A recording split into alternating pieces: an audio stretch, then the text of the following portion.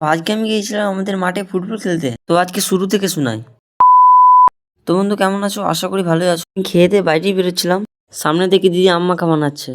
আসলে আমগুলো আমি কালকে কুড়িয়ে এনেছিলাম, যার কারণে আজ দিদি আম মাখা বানাচ্ছে।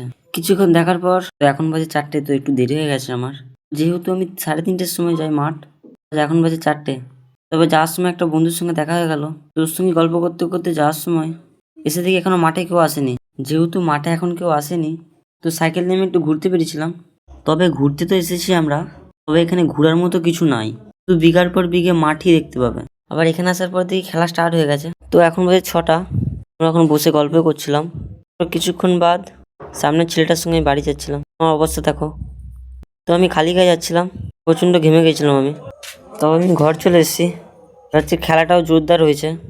তো এই পর্যন্ত যারা যারা ভিডিও দেখেছো, তারা কি আমার চ্যানেলটা সাবস্ক্রাইব করেছো? হয়তো করোনি, তবে পরের ভিডিও দেখার জন্য চ্যানেলটা সাবস্ক্রাইব